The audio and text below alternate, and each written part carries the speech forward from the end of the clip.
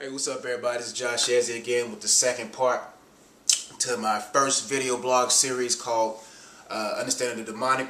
Just to give you a quick overview from the last video, we talked about how Satan or the demonic first approaches our life through our world consciousness, through our flesh realm. He deprives the spirit in order to get in connection with our soulish realm, which is our mind, our emotions, our will, and our heart. He wants control of those things, so that part of the body will be led to gravitate to the fleshly desires. So today we're going to talk about, okay, what opens those doors for the demonic to come in? What makes us vulnerable? See, Satan doesn't attack us through our strong areas. He's a coward. He comes through our weak areas. So what does he do? He sends demonic people to observe our lives. If you're doing anything for Christ, if you even know anything about the word, best believe you're on hell's hit list, because he wants to make sure that that word gets out of you. So what does he do? The main thing he likes to do is to get our minds from reasoning things. That's why he puts us in environments like clubs. That's why he puts us in environments where the emotions of our body will be heightened. When our emotions are heightened, like sexually, or when we lose the ability to think, then that's when he can be able to come through our vulnerable areas. I mean, think about it like this: the different cycles when you're in the club. What kind of environment is that? When you in the club, next thing you know it's crowded. You're already tired, it's late. You're getting alcohol and you drink, and now you're losing all consciousness of your mind. Now you're not really as sharp and as keen to what's going on. So now when your brain is out, that leaves the devil room to heighten those emotions. Those emotions of sexual urges. When you see girls, doing what they doing, then girls, they doing what they doing, and men doing what they doing, all of a sudden those different urges start raging up. Now you're left vulnerable.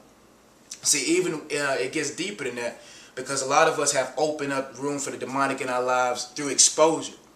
That's why when I talked about standards in the last video, I talked about how I'm not tempted to do alcohol or smoke or anything like that, because I have certain standards. Certain standards give you that ability to value what that thing is coming against. So I value my livers. That's why I don't drink alcohol. I value my lungs. That's why I don't smoke. I value those things. But the reason why people fall into other addictions like, sexual sins or stuff like that is because of exposure. Satan wants to expose us to certain things so that when we see those things through our senses, it opens the doorway for the demonic to come in. And now when they come in, they want to lure us through those satanic avenues to keep us bound in cycles. If we continue to be bound in cycles, he don't have to really oppress us much, because now our bodies are so hooked, our bodies are so addicted, our bodies through the pathway of our vulnerability has caused us to be so addicted now that it's like a mouse on the wheel. It's just a cycle, because your body craves it. Anytime you're in emotional distress, anytime you're in any type of depression, he knows that those fleshly appetites will facilitate those needs in your heart. That's why he deprives the spirit. That's why he keeps us from trusting God. He keeps us from praying. He keeps us from doing those things, because we can't understand why we're going through so much stuff. And if God is not in our lives, we'll gravitate to those fleshly things that's pulling us away.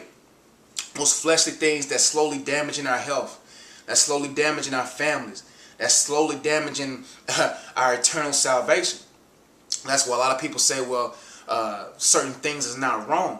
But let's look at the conceptual stages of it. When did I become vulnerable? When did I allow this to come into my life? If you so caught up in saying, well, going to the clubs is not wrong, drinking alcohol is not wrong, smoking this ain't wrong, all that stuff is not wrong, well, let's take a step back and see it where it's leading you to.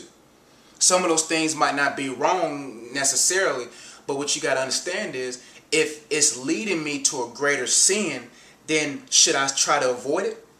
If it's taking me down a path that's at the end is eternal damnation in hell, if it's leading me and it's keeping me on this broad road, should I still participate in it?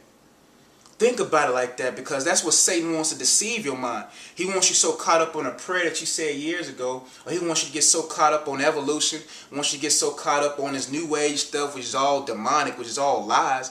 He wants you so caught up on that so you can feel like, hey, everybody goes to heaven. Or I said a prayer years ago, so I'm straight. Nah. Think about it like this. If you was planning a wedding, or you was planning a party, or if you was planning something of some value to you, would you invite some stranger in? Would you invite somebody who don't even know you, don't even give a hill of beans about you? Would you invite them? No. If God worked so hard to create what he created in heaven, you think he's just going to allow some stranger in there? Because he said some prayer years ago, because of whatever? We got to self-examine our lives. We got to self-examine our hearts and saying, okay, what am I doing on my part that's opening the demonic to come in? What am I doing? What am I putting myself into that's making me vulnerable? What am I exposing myself to? Because vulnerability is built on these two pillars. It's built on sin, and it's built on sin. Hold on. It's built on sin and ignorance. Those are the two greatest pillars that that makes us vulnerable. Sin. Sometimes the sin opens the door for the demonic so many times, because when we sin, we give Satan right to our lives. When we have sin in our hearts, when we have sin in our lives, we give him right.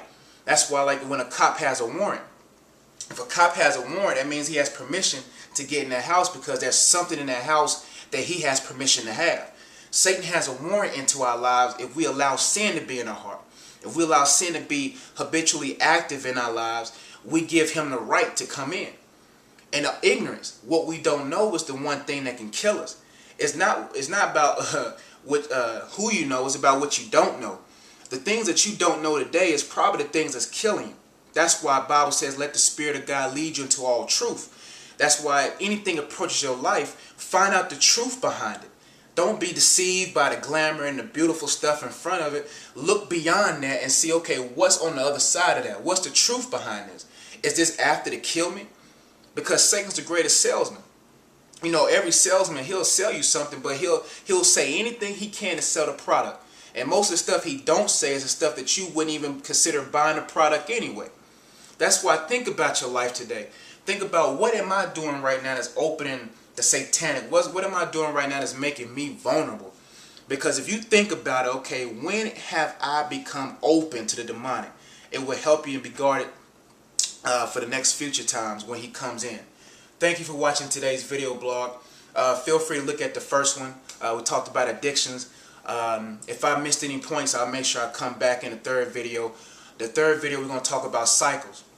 We're going to talk about those. It just seems weird that all of a sudden, this time of the month or this time of the week, I'm always attacked. Well, I'm always attacked by this. I'm attacked by the past, my thoughts in my past. And I'm attacked by, you know, my parents. I'm attacked by friends. Why all of a sudden these cycles are coming? We're going to expose the satanic in that realm. Thank you for watching. Feel free to comment. Feel free to post this on your Facebook pages. Feel free to share. If you have any views against it, feel free. We can dialogue about it. We can talk about it. We all about wisdom here. Thank you for watching. Mistakes that I just can't hide. I'm sorry. Please tell me this will be alright.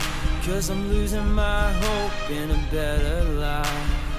The light hits me and I fall on my knees. I see Jesus reaching out his arms to me. I surrender my life to your will for me. You're my one hope, one love, one way.